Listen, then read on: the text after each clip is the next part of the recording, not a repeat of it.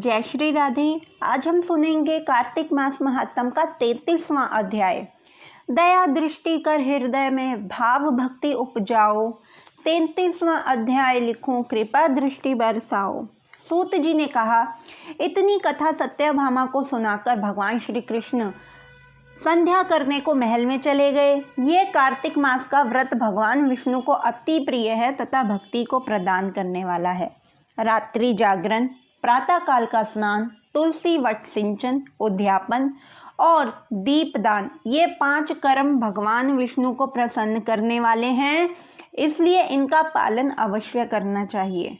ऋषियों ने कहा, भगवान विष्णु का प्रिय, अधिक फल का देने वाला, शरीर के रोम रोम को प्रसन्न करने वाला जो कार्तिक महात्म आपने कहा है, यह मोक्ष की चाहना करने वालों या भोग के इच्छुक मनुष्य को ये व्रत अवश्यमेव करना चाहिए। किंतु हम एक बात आपसे पूछना चाहते हैं, वह ये है कि यदि कार्तिक मास का व्रत करने वाला किसी संकट में फंस जाए, वह जंगल में हो अथवा वह किसी रोग से ग्रस्त हो जाए, तो फिर वह कार्तिक व्रत को किस प्रकार करे, क्योंकि यह विष्णु जी का अतिशय प्रिय तथा मुक्ति भक्ति प्रदान करने वाला व्रत किसी भी तरह से छोड़ना नहीं चाहिए।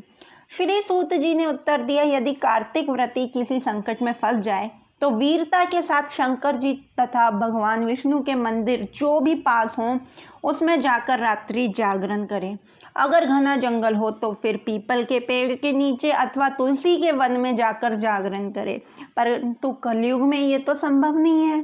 भगवान विष्णु की मूर्ति के सम्मुख बैठकर विष्णु जी का कीर्तन करें। ऐसा करने से 1000 गौओं के दान के बराबर का फल मिलता है। जो मनुष्य विष्णु जी के कीर्तन में बाजा बजाता है उसे वाजपेयी यज्ञ के बराबर फल मिलता है, और हरि कीर्तन में नृत्य करने वाले प्राणी को समस्त तीर्थों में स्नान करने का फल मिलता है। किसी संकट के समय या रोगी हो जाने और जल न मिल सके तो केवल भगवान विष्णु के नाम मात्र से मार्जन ही कर ले। यदि उद्यापन न कर सके तो व्रत की पूर्ति के लिए केवल ब्राह्मणों के प्रसन्न होने से ही विष्णु जी प्रसन्न रहते हैं।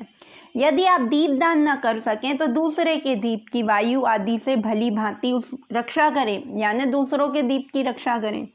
और यदि तुलसी का पौधा पास में ना हो तो वैष्णव ब्राह्मण की ही पूजा कर लें, क्योंकि भगवान सदा अपने भक्तों के पास रहते हैं। इन सब के ना होने पर व्रती मनुष्य क्या करे, ब्राह्मण, गौ, पीपल और वट वृक्ष की श्रद्धा से सेवा करे। शौनकादिक ऋषियों ने कहा, आपने गौ तथा ब्राह्मणों के सदृश पीपल और वट वृक्षों को बतलाया है, और सभी वृक्षों में पीपल वृक्ष और वट वृक्ष श्रेष्ठ क्यों हैं?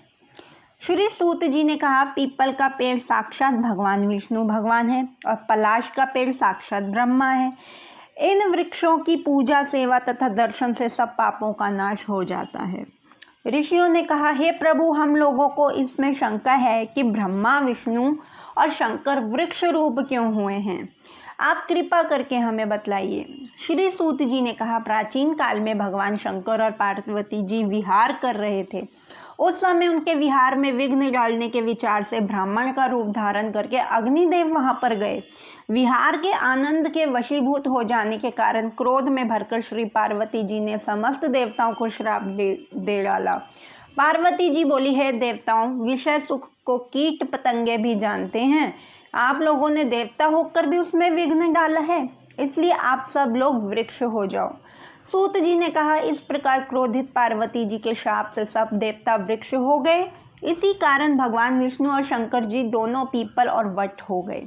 इसी कारण भगवान विष्णु का शनिदेव के साथ योग होने के कारण केवल शनिवार को ही पीपल का स्पर्श करना चाहिए, अन्य किसी दिन नहीं। बोलो लक्ष्मी नारायण भगवान की जय। नमः पार्वती पते, हर हर महादेव। जय जय श्री राधे श्याम।